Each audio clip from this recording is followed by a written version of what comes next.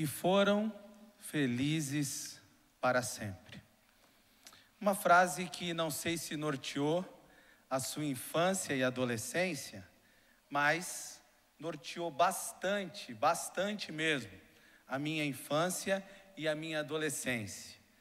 Eu, como leitor, sempre estive perto das literaturas, das fábulas, das histórias, e achava aquilo tudo muito romântico, muito especial. E sempre fiquei maravilhado como as histórias de amor das princesas terminavam. E sempre pensei assim: o dia em que eu casar, o dia em que eu encontrar minha princesa e ela encontrar o seu sapo, eu também vou ter uma história dessa para contar. Eu também vou ter como escrever a minha história e vou poder escrever: foram felizes para sempre. Mas aí eu casei e vi muito de perto que a história escrita pelos autores românticos e sonhadores é um pouco diferente da história real. Já no primeiro dia em casa, foi bem difícil descobrir e decidir. Eu, como bom cavalheiro, disse para ela: você vai dormir do outro lado. Quem ia dormir em qual lado da cama? Eu acho que você não passou por isso, mas eu tinha o meu lado ali preferido e ela queria aquele também. E ali eu já comecei a ver que o casamento era uma bênção. Como eu disse, casei com uma princesa, mas que ele tinha momentos difíceis. Está comigo aí? Acontece com você também? Ou é só realidade minha? E aí um dia então, eu resolvi ir para a Bíblia. E fiquei pensando assim: será que na Bíblia tem uma história de casamento? Uma história de casamento bem romântica, uma história de casamento bem legal, para que eu diga assim: olha, eu posso reescrever, eu posso dizer para as pessoas que na Bíblia também tem a história do foram felizes para sempre. E aí eu resolvi ir lá na história do primeiro casal. Queria que você abrisse sua Bíblia em Gênesis 2:24, ou você pode ler comigo. Tem como projetar? Não tem? Ou você pode ler comigo na projeção. Que diz assim, ó: portanto, deixará o homem o seu pai e a sua mãe, e apegar-se-á a sua mulher, e serão ambos uma só carne. Por essa razão, o homem deixará pai e mãe, e se unirá a uma mulher, a sua mulher, e eles se tornarão uma só carne. E eu fiquei pensando assim, olha, olhando para Gênesis, Adão e Eva, com certeza esse casamento tem tudo para dar certo. Vamos pensar juntos como foi esse casamento? Primeiro, que a mulher foi feita da mesma matéria que o homem, da mesma matéria-prima. Eu fiquei pensando, se for feito da mesma matéria-prima, isso é sinal de que tem tudo para dar certo, porque eu e minha esposa não fomos feitos da mesma matéria-prima. Vivemos em lares diferentes, cabeças diferentes, pensamentos diferentes, ideias diferentes. E eu pensei também assim: se esse primeiro casal teve um casamento tão abençoado, porque como é que Deus narra isso? Ele diz assim, que um dia ele vê o homem e disse assim: e não é bom que esse camarada fique só. Um dia Deus te olhou, viu, meu irmão? E falou assim: não é bom que você fique só, e te deu essa bênção aí. Mas Deus olhou Adão e disse assim: ó, não é bom que ele esteja só. E falou: vou fazer para ele uma mulher que Deus fez, meus irmãos. Bênção demais, né? Sob medida, amém? Sob medida. Não era? Deus viu ele só, sabia todas as necessidades dele. O texto diz para a gente que ele conversava com Deus todas as tardes. Eu acho que ele fez uma listinha para Deus: olha, eu quero que ela seja assim, assado. Mas isso sou eu que estou dizendo, a Bíblia não diz não, viu, meus irmãos? E aí, faz aquela mulher sob medida para ele. O casamento foi celebrado por quem? por Deus. Tem melhor celebrante? Por mais que você tenha bons pastores para celebrar seu casamento, mas aquele primeiro casamento foi celebrado pelo Senhor. E aí que esse casamento teve problemas. E aí que esse casamento viveu lutas. E eu queria olhar com você para a história desse primeiro casal e pensar no que aconteceu ali. Antes de olhar para esse texto, vou orar com você e vamos nessa oração agradecer a Deus pela vida da irmã Marta. A irmã Marta está aniversariando hoje, tão especial para a gente, né, meus irmãos? Ela faz um trabalho tão especial nessa igreja, cuida de um homem que a gente ama tanto. E hoje então o pastor falou assim, olha, aniversário dela é melhor que ela não fique só. Deixa eu cuidar e estar com ela, por isso o pastor não está conosco essa noite. Vamos orar, pedir a Deus que fale conosco através da sua palavra. Obrigado, Senhor, pela tua palavra, ela é especial para nós. Cremos nela, do primeiro ao último versículo, cremos nas verdades dela e temos certeza que ela nos falará ao coração essa noite. Tua palavra que é cheia de verdade, cheia de ensinamento, cheia de questões que nos desafiam. Eu sei que ela cumprirá o papel dela de nos falar ao coração e de fortemente nos impactar, como sempre faz. Então que isso aconteça, é o que eu te peço, em nome de Jesus. Amém. Dá mais um clique para mim, meu irmão, por favor. Então hoje eu queria pensar com você no que deu errado naquela casa. Já viram essa figura aí?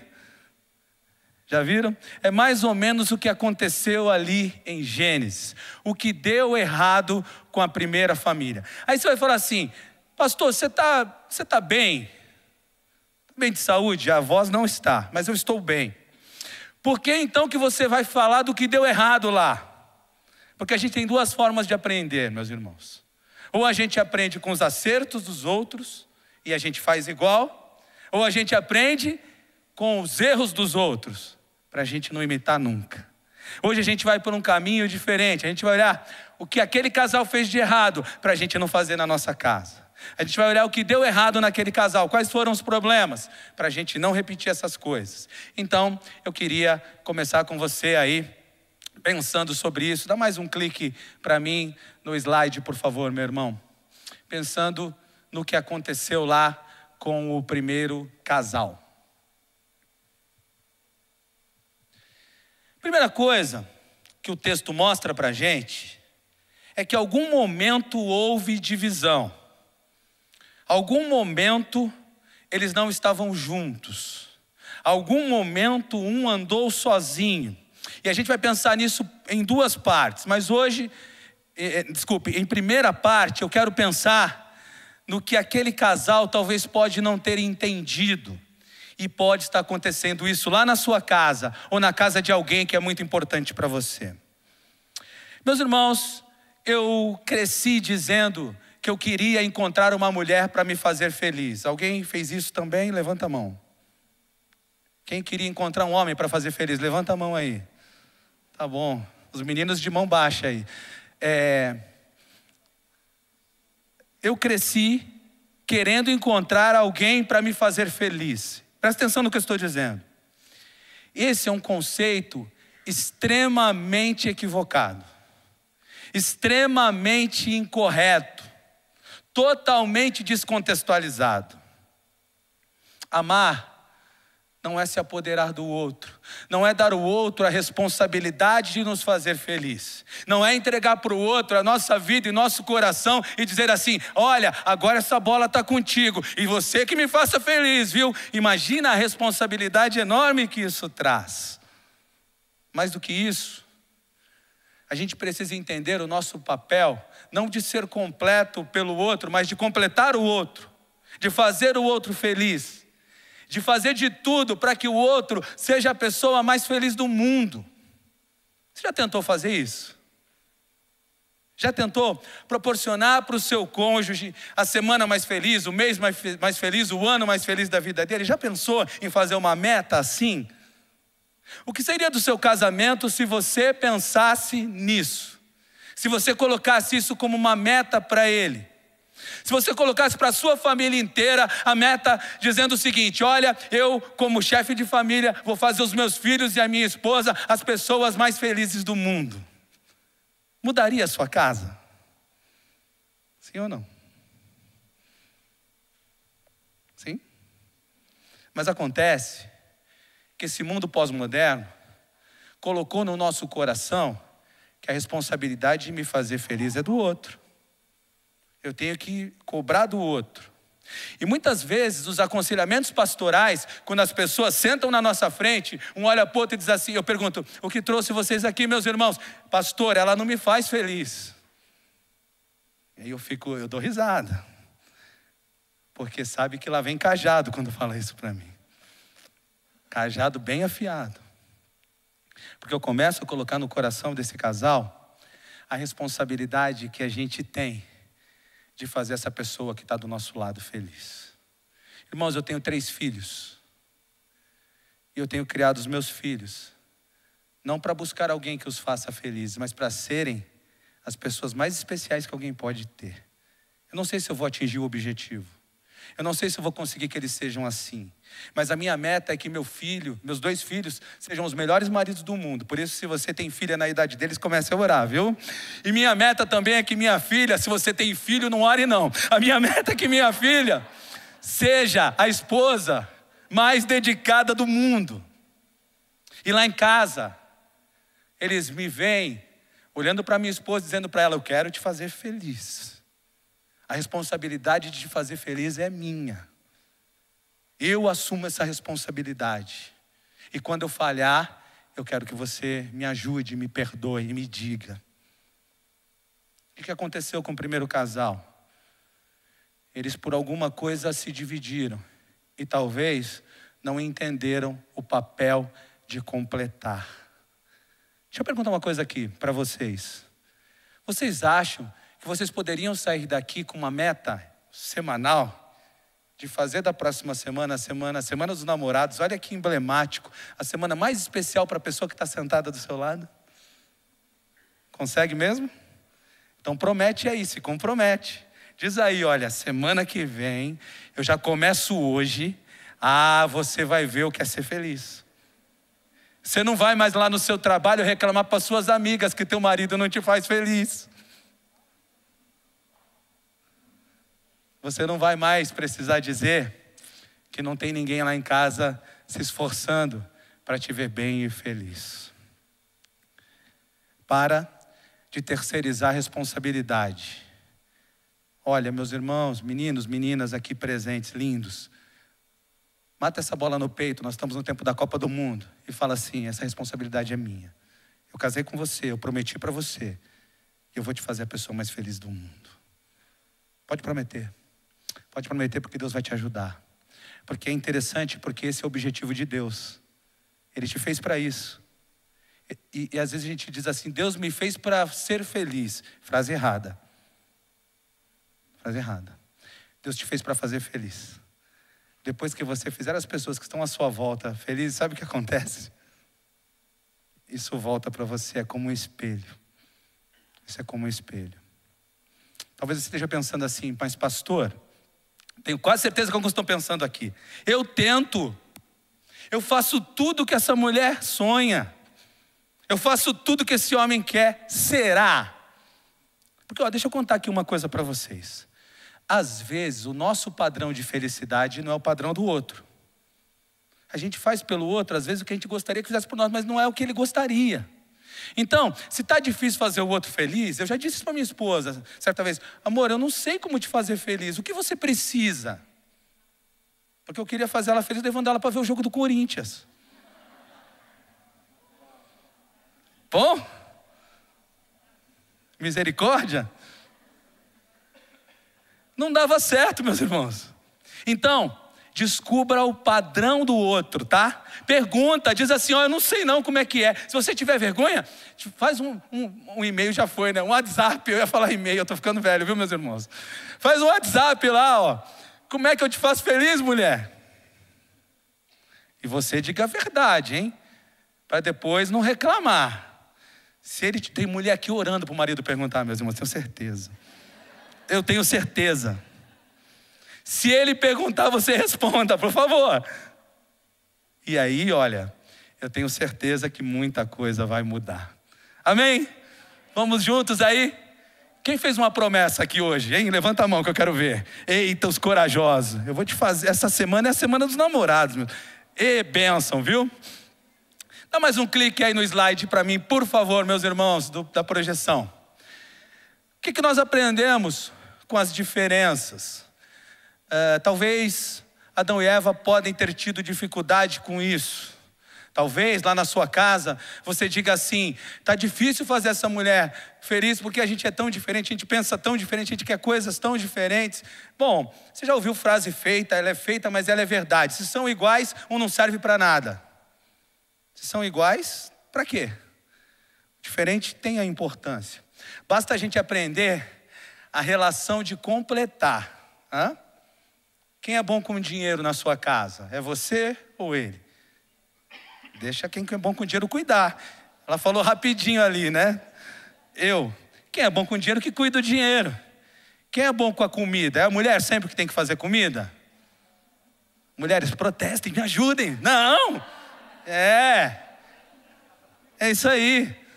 Um pode fazer comida, outro pode lavar a louça, amém? Eu não vi nenhum homem dizendo amém, meus irmãos. Tá difícil aqui o negócio hoje. Tá difícil aqui. E aí, com as diferenças, a gente aprende a completar. Ser feliz ou fazer feliz? A minha vontade ou a vontade do outro? Os meus planos ou os nossos planos? O meu filho ou os nossos filhos? Eu ou nós?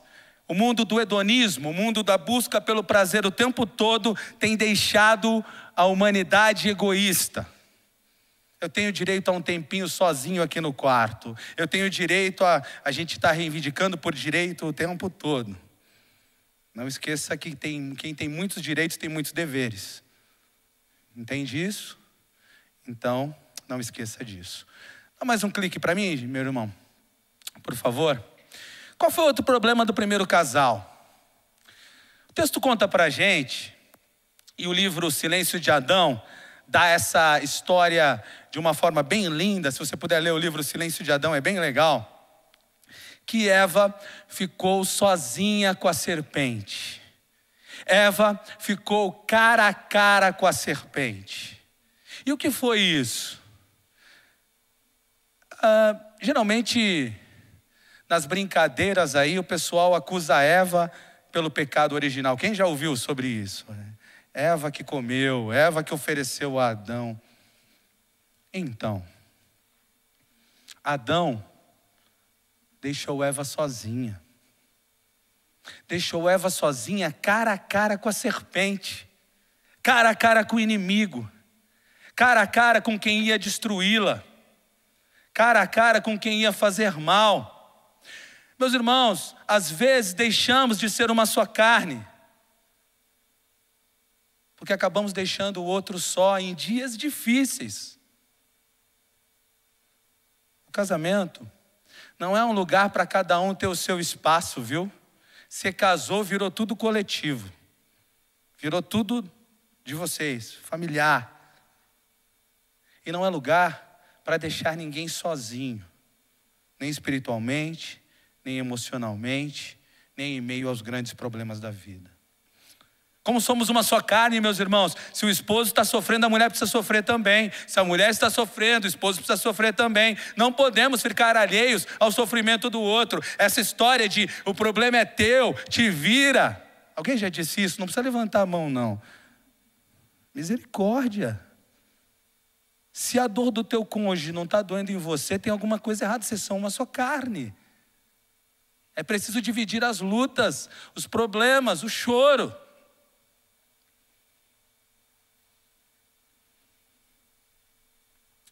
Casamento também não é lugar de competição. Meus irmãos, eu disse isso esses dias para os homens, vou aproveitar que os casais estão todos aqui e vou repetir. Você já viu como é engraçado a gente? A gente compete por uma razão, né? Discute, era tal dia, não era tal dia, era assim, não era assim. Aí, tudo bem, alguém tem razão. E o que acrescentou ter razão? Eu tenho um amigo que dizia uma frase, que com as redes sociais ela foi mais divulgada, mas ele dizia essa frase há muito tempo: é melhor ser feliz do que ter razão. Casamento não é lugar de divisão, casamento não é lugar de competição. Importa mesmo quem ganha mais? Importa mesmo? Importa mesmo se só um trabalha? Importa mesmo se quem descansa mais, quem faz mais afazeres de casa? Às vezes a gente fica competindo essas coisas que não vão levar a gente a lugar algum. Casamento não é lugar de ficar só, é lugar de união para carregar as lutas e os fardos juntos. Casamento não é lugar para pessoas que pensam só em si. Não é lugar para gente que planeja só para si. Não é lugar para gente que imagina que vivendo sozinho viveria melhor. Naquele dia, Adão deixou sua esposa sozinha e aconteceu uma tragédia. Eva supriu os seus desejos. O texto diz que ela viu, mexeu com ela e ela comeu. E Adão tinha deixado-a sozinha. Os dois estavam errados. Os dois estavam muito errados. Dificilmente, numa briga alguém tem razão, viu, meus irmãos? Dificilmente. Um não tem razão porque errou pelo motivo da briga. E o outro não tem razão porque está brigando. As coisas no casamento não se resolvem na briga, no grito e na discussão. Tenta mudar um pouquinho e dizer assim, em vez de falar: poxa, você queimou o arroz. Tenta mudar um pouquinho e dizer assim: amorzinho, você é tão linda, cozinha tão bem, mas hoje o arroz passou do ponto. Você sabe como você vai ouvir a resposta? Não vai, não vai. Faz você se você gritar. Se você gritar, vai ouvir faz você. Mas se você for com carinho, carinho com carinho se paga. Carinho com carinho se paga, amor com amor se paga. Por isso é bom tentar mudar o discurso, a forma de abordar, a forma de falar as coisas. Pensa, escolhe palavras. Está nervoso? Não fala aquela hora. Respira, pensa no que vai dizer. Porque palavra fere muito, viu, gente? Palavra fere muito. Outra coisa que aprendemos com o primeiro casal, que outro erro aconteceu lá. Dá um clique no slide aí pra gente, por favor. Qual foi um outro problema? Eva traz para casa e partilha o que não presta. Quando Eva traz o fruto para casa e oferece para o seu marido, isso pode nos ensinar algumas coisas bem interessantes. Porque é fato que a gente vai para o casamento cheio de bagagem cultural, pensamentos, ideias, coisas que aprendemos em casa, e a gente, sem perceber, vai repetindo os modelos. Perceberam isso já ou não? Que você tem uma tendência a repetir o modelo de família que você tinha. Percebe isso? Alguns se livram disso muito rapidamente, outros vão carregando isso pelo resto da vida sem perceber. Casamento é feito para se construir uma nova família e levar para a nova família aquilo que é bom, aquilo que edifica, aquilo que é legal, aquilo que vai fazer bem.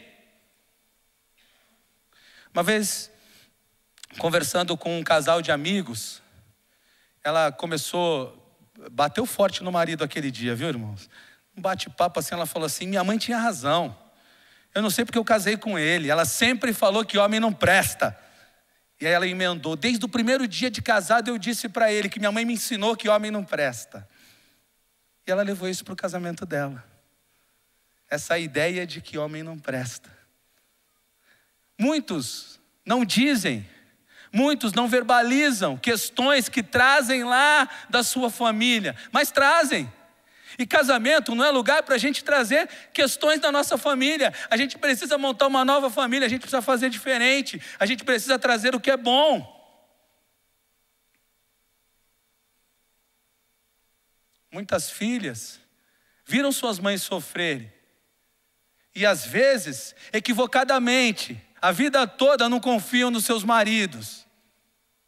Não precisa dizer que eu estou certo não, porque eu sei que eu estou certo. Não balança a cabeça para o seu marido não ver que é você. Muitos maridos nunca viram os seus pais abraçarem a sua mãe, nunca viram sua mãe receber carinho, nunca viram os seus pais na cozinha, dando uma força.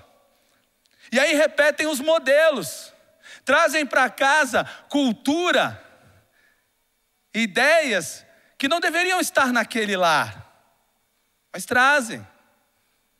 E por isso, o casamento, no primeiro momento de Adão e Eva, deu muito problema. Porque ela come o fruto, mas ela traz para casa. Esse negócio de cultura é muito engraçado, meus irmãos. É muito engraçado. Eu tive uma infância muito dura, um dia eu conto para vocês. O fato é que meu primeiro bolo de aniversário demorou muito para acontecer. Eu tive o primeiro bolo de aniversário bem, quase que adolescente já. E lá na casa da minha esposa, não pode e não podia ter um aniversário sem um bolinho. Se não tem bolinho, não teve aniversário. Alguém se identifica com o meu jeito de família aí? E alguém se identifica com o jeito da minha esposa de família? Sempre tem. E aí nós casamos. E veio minha bênção, Samuel. E quando estava chegando a época do Samuel fazer 1 ano de idade, começou a luta, meus irmãos. Eu estava trabalhando numa igreja muito pequena. A condição estava ruim. E minha esposa, e o bolinho? Eu, que bolinho? Ela falando da cultura dela e da realidade dela. Eu falando da minha cultura e da minha realidade. Esse papo foi rendendo. A coisa foi ficando séria. E teve um dia que para mim virou desafio. Ela quer fazer bolo para me afrontar. Olha que maluquice. Ela quer fazer bolo para mostrar que eu sou fraco nessa casa. Eu sou o homem dessa casa, não vai ter bolo. E virou uma confusão lá em casa. Porque a minha sogra ensinou para ela. Se não tiver bolo, não é aniversário. Não é festa. E para mim, isso era muito supérfluo. Irmãos, demorou para resolver isso. Eu não quero ficar contando meus pecados aqui, mas eu dormi uns dias no sofá, viu, meus irmãos? Depois aprendi que isso não pode fazer. Era muito novo de casado, eu dormi uns dias no sofá. E aí a gente combinou o seguinte: eu não posso trazer nem meu modelo e nem você o seu modelo de família. Não pode ser do jeito que eu quero e que eu fui criado, nem do jeito que você quer e você foi criado. Vamos criar o nosso novo modelo. E ela me olhando desconfiada, né? Eu falei, o nosso novo modelo é o seguinte: se tem dinheiro, tem bolo. Se não tem dinheiro, não tem bolo. Ela olhou para mim e falou assim, ok. Sempre teve bolo, meus irmãos. Me dei mal. Me dei bem porque eu comi bolo, né? Mas cultura é assim. Eu estou falando uma coisa simples, mas me irritava muito. Às vezes, com muito pouco dinheiro, tinha que fazer o bolo. E tem que fazer, meus irmãos. Se for possível, sim. Porque na cultura dela, se não tiver, eu vou arrebentar com ela. E isso é importante a gente perceber. E isso é importante a gente negociar. Isso é importante sentar para conversar. Quando estiverem implantando a nova cultura do casal. Houve problema com o primeiro casal? Houve. Qual foi o problema? Eva trouxe para dentro de casa o que não era bom. Minha pergunta para você: quantas coisas você viu lá na casa dos seus pais que te marcaram, te feriram e te fizeram fazer coisas ou pensar coisas que você não deveria pensar nem ser? Quantas coisas que você repete sem perceber? Quantas vezes você não consegue fazer pela sua esposa o que você não viu seu pai fazendo pela sua mãe? Quantas vezes, mulher, você não consegue confiar no seu marido porque coisas aconteceram, porque ouviu coisas? Joga tudo isso fora. Joga tudo isso fora. e traz para casa Deus. Traz o que edifica, traz a palavra, traz princípios bons. Para com essas histórias. Para com essas coisas que podem destruir sua família. Mais um clique, por favor. Um outro problema naquela casa. E eu, mais 10 minutinhos, caminho para o fim. Um outro problema foi culpar o outro. É bem legal aquele cenário, viu, irmãos? O cenário tinha uma mulher, um homem e uma serpente. E aí, eu fico imaginando que estavam em fila, na minha cabeça. Aí Deus pergunta, o que vocês fizeram? O homem olha para a mulher e fala, mulher que tu me deste. Aí Deus pergunta, mulher, o que você fez? A mulher olha para a serpente e fala, foi a serpente. Serpente, o que você fez? Não tinha mais ninguém para a serpente botar a culpa. Porque se tivesse alguém para a serpente botar a culpa, o que ela ia fazer, gente? Nós somos especialistas em tentar fugir da culpa. Quer ver? Olha para mim aqui um pouquinho, por favor. Se você tiver coragem, balança a cabeça. Quem aqui tem dificuldade de dizer eu errei?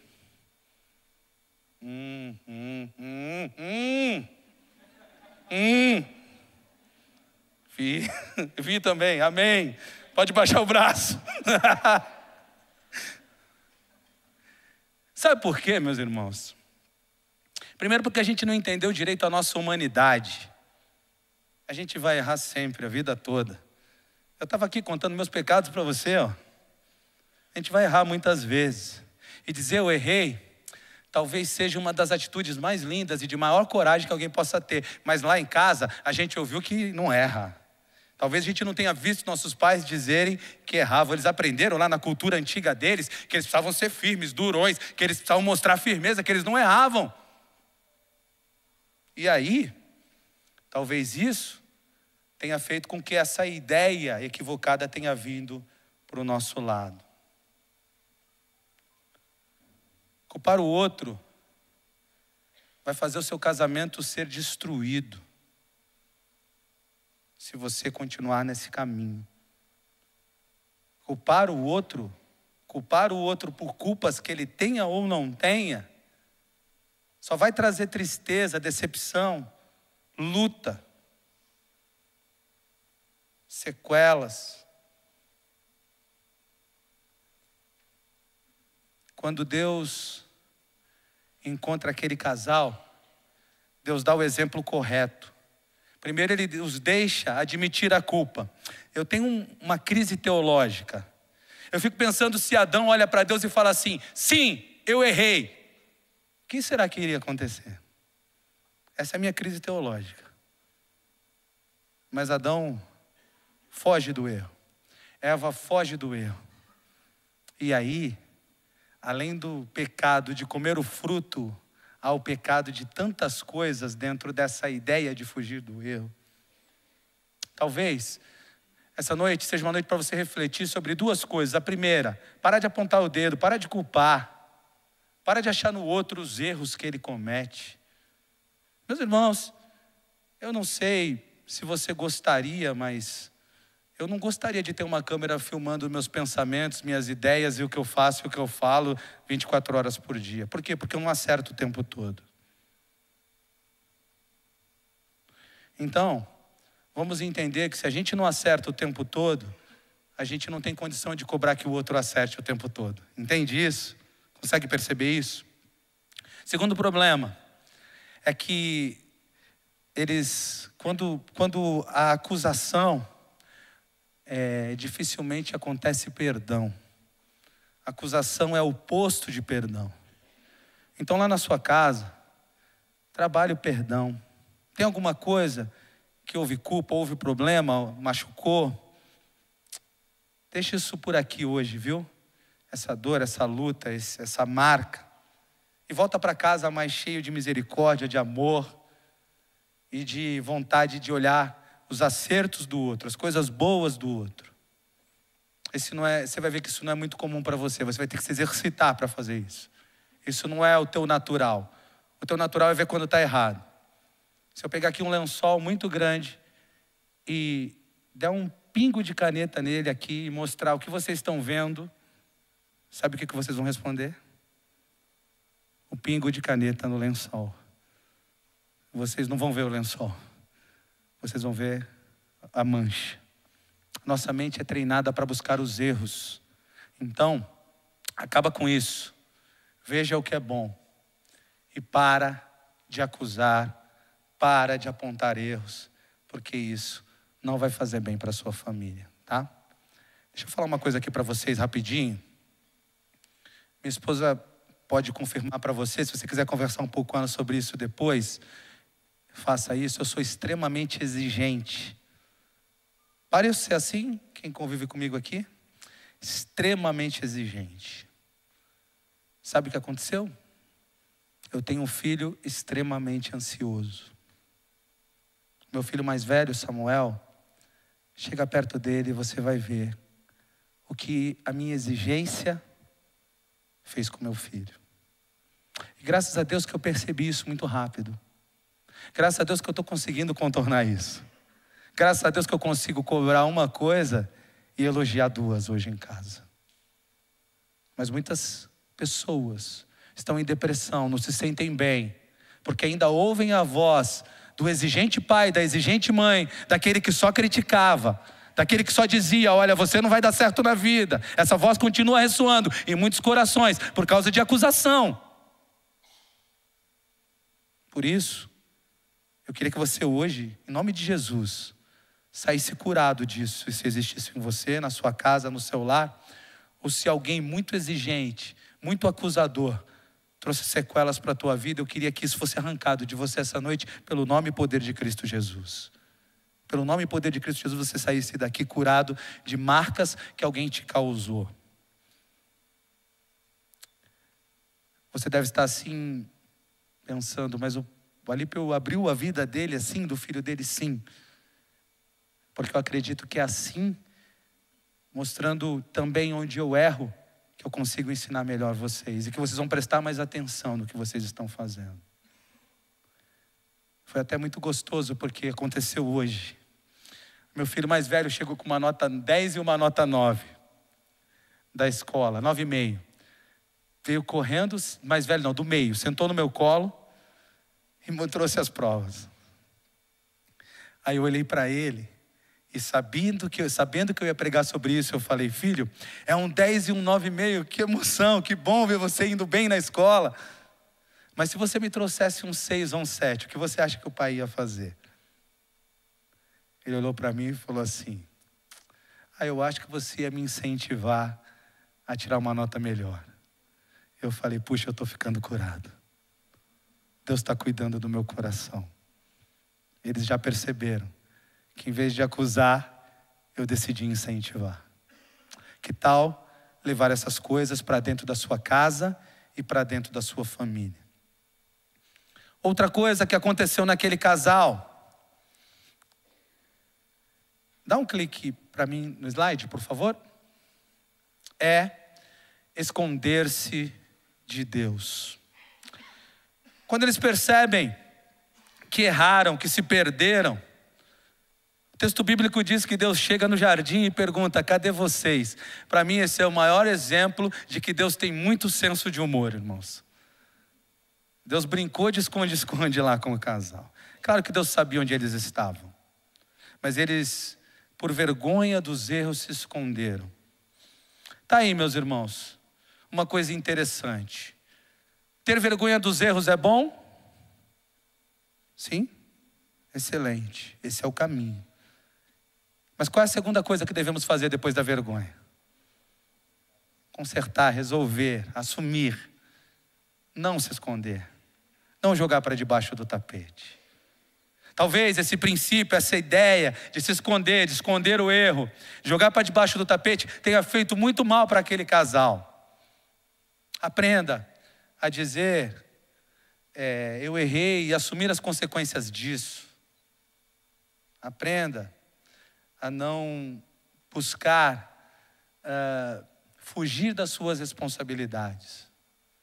Aprenda a olhar nos olhos da sua esposa e dizer: olha, eu lembro que eu te magoei um dia, e hoje aqui foi um dia especial para eu lembrar disso. Eu sei que ainda dói e quero te pedir perdão. Eu lembro que não foi legal assim o que eu fiz, mas eu quero acertar essa questão entre a gente. Eu não quero me esconder mais. Eu não quero fingir que esqueci. Eu quero olhar nos seus olhinhos e dizer assim: me perdoa. Eu vou fazer melhor daqui para frente. Eu vou ser melhor daqui para frente. Você vai ter um melhor marido. E terminando, eu quero terminar com o próximo slide e refletir sobre isso. Como começou a dar errado aquele casamento? Começou a dar errado por causa da desobediência. Começou a dar errado porque eles fizeram o que Deus mandou não fazer.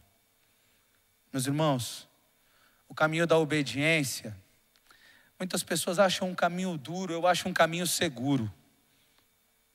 Eu aprendi isso lá atrás, quando fui recruta, soldado, cabo e sargento temporário do Exército. O coronel está aí e ele sabe que para a tropa dele, a obediência traz segurança.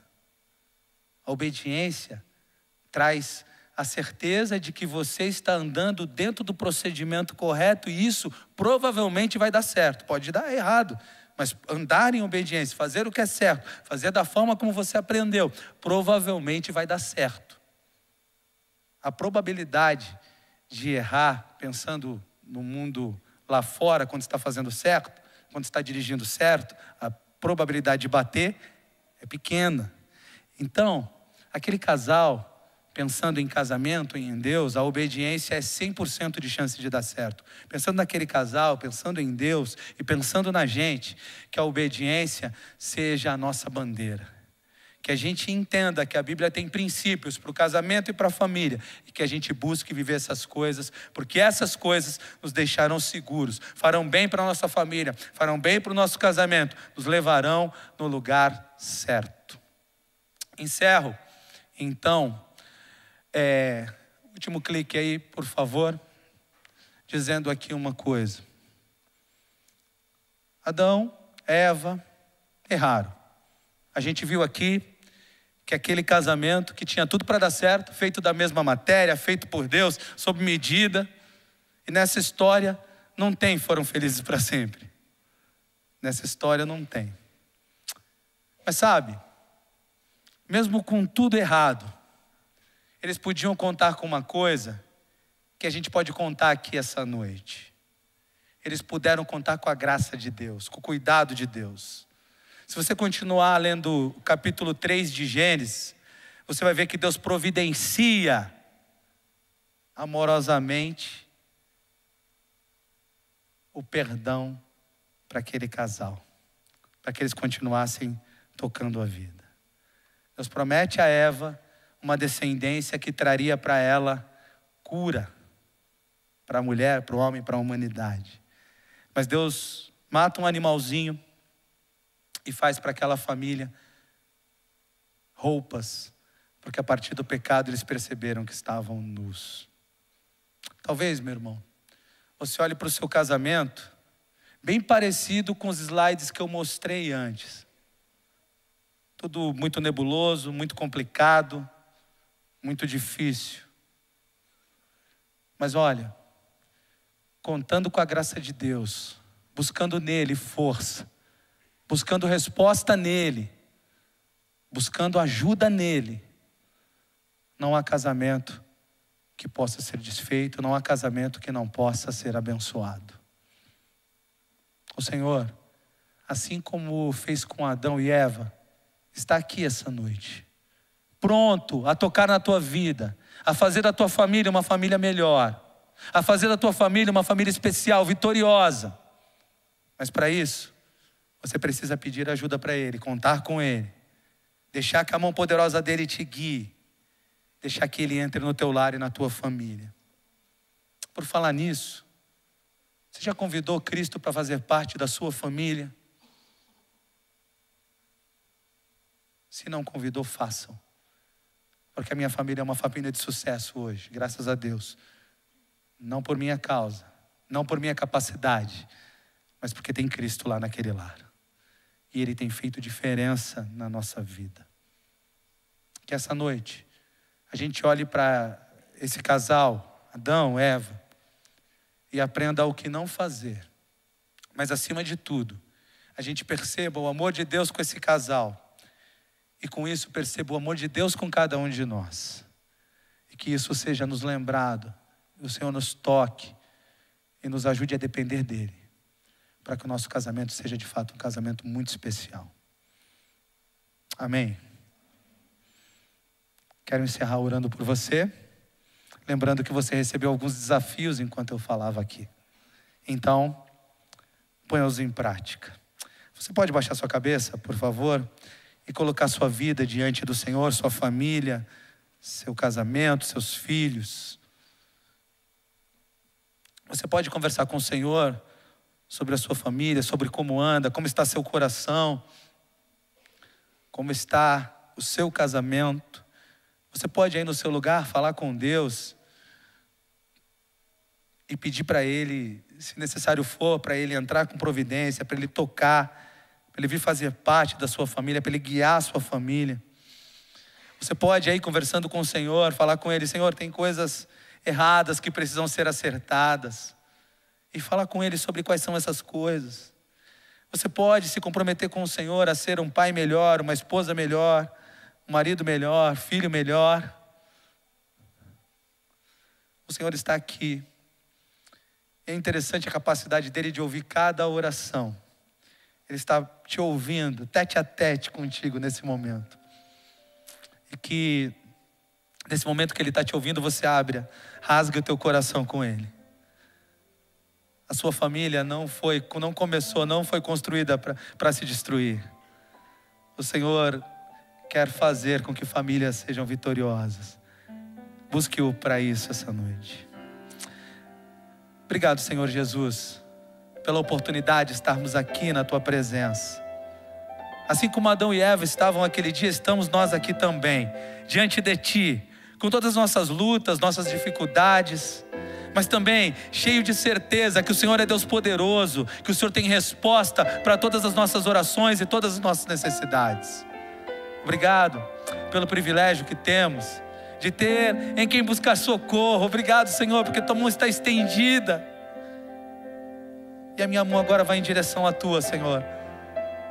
Sempre pedindo o Teu socorro, o Teu cuidado, e pedindo que Tua mão esteja sobre a minha família. Pedindo que Tua mão esteja sobre cada família aqui essa noite.